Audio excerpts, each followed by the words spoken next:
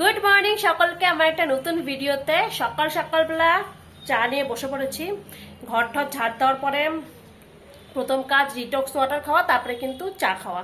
তো green tea খাচ্ছি আমি, আর ব্লগটা স্টার্ট করে দিলাম। আমার পিছনে যে কাভারটা দেখা যাচ্ছে না, এইটা হচ্ছে আমার সোফার কাভার। ঠিক আছে, খেতে খেতে ভাবছিলাম যে এবার নববর্ষে ইচ্ছা আছে আর কি, যে এই কাভারটা চেঞ্জ করে নিয়ে অন্য একটা কাভার বানাতে দেব। এই কাভারটা আমার শাশুড়ি কিনেছিলেন, তো এটাই চলছে আর কি, অনেকদিন হয়ে গেল। আর মানে একটু একটু মানে উঠেও যাচ্ছে, মানে অ্যাপ্লিকের ওয়ার্ক গুলো যেগুলো আছে সেগুলো কিন্তু উঠে যাচ্ছে।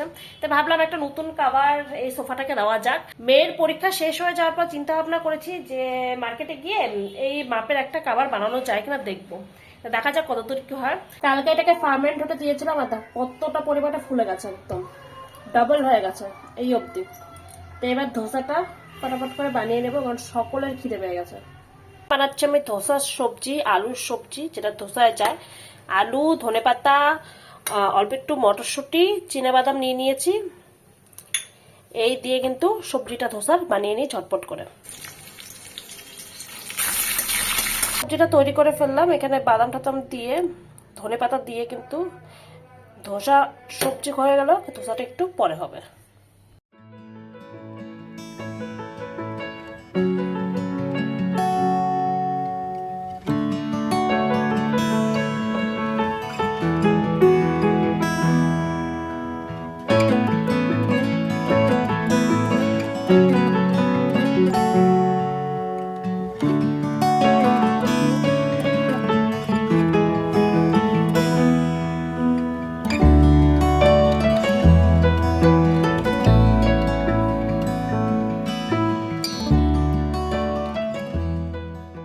আজকে দুপুরবেলা হবে শুক্তো।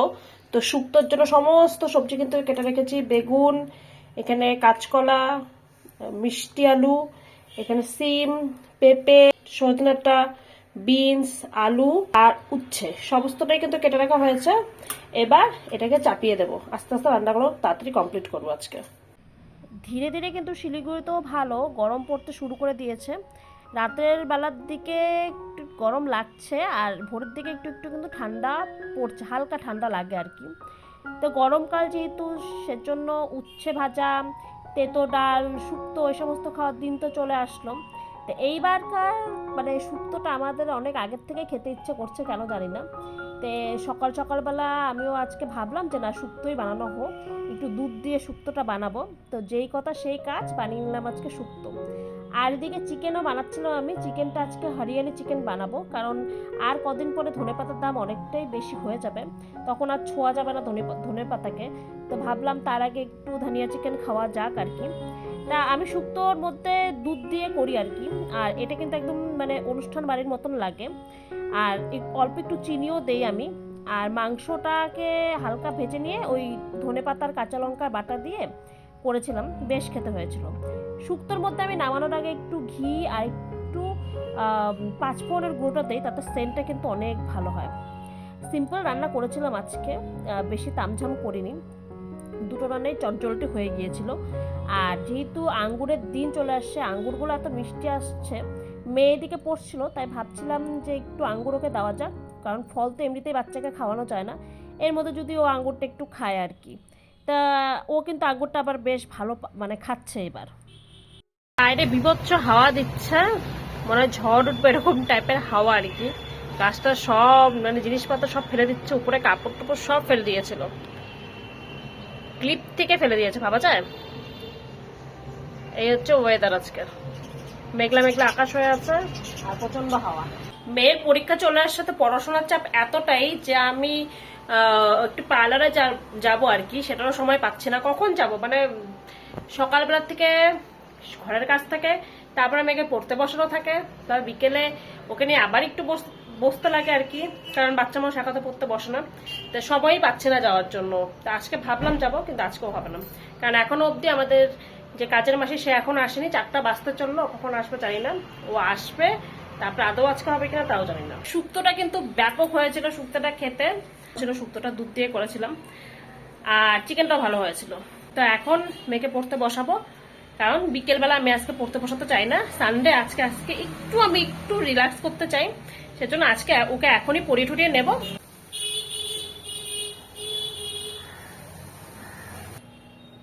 সবাই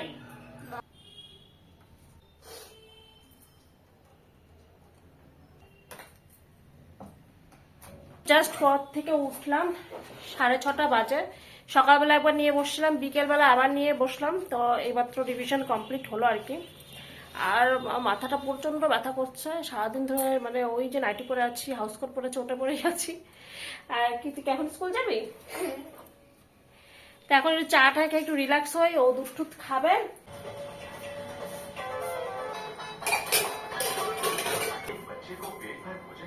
বিকেলবেলা নীল নিয়ে এসছে বাটারস্কচ পেস্ট্রি আমাদের সবার জন্য, আর একটা চিকেন চিলি রোল, এটা নতুন এনেছে, এবার ট্রাই করে দেখবো কেমন। দুধ বেঁচে যাচ্ছে, ওর জন্য কন্টিনিউ দুধ চা খাওয়া হচ্ছে দুদিন পরপরই। আর সাধারণত খাই না, কিন্তু কালকে এই দুধটা মানে নষ্ট হয়ে যাবে, ডেট আজকে অবধি ছিল, সেজন্য আজকে চাটা বানাতে হচ্ছে আর কি। আচ্ছা, তিতির এখানে সমস্যা হচ্ছে দাঁতে। কোন দাঁতটা নড়ছে দেখা একটু।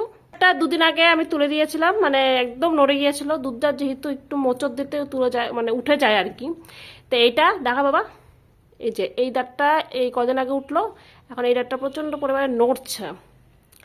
দেখা যাক, এটা হয়তো আজকেও পড়ে যেতে পারে। দাঁত নড়ে গিয়ে এখানে রক্ত বেরোচ্ছে, দেখো, এটাকে তুলতেই হবে এখন।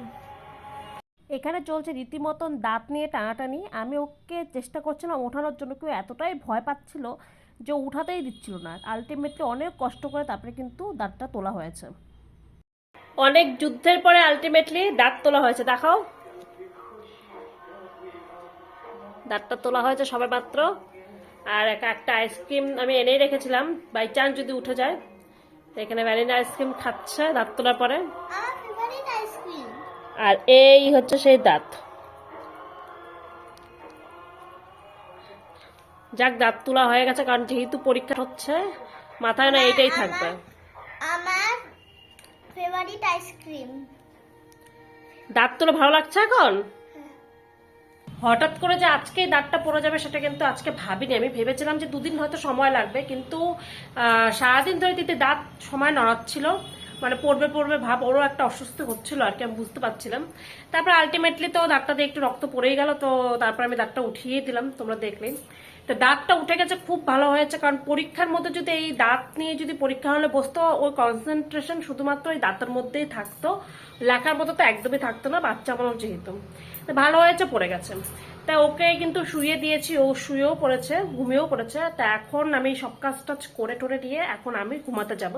তা আজকের এই ব্লগটা এই পর্যন্তই। তোমাদের যদি আজকের এই ব্লগটা ভালো লেগে থাকে তাহলে চ্যানেলটাকে একটা সাবস্ক্রাইব করে দিও, একটা লাইক করে দিও। দেখা হচ্ছে পরের ব্লগে, ততক্ষণের জন্য সবাই সুস্থ থাকো, ভালো থাকো, বাই বাই।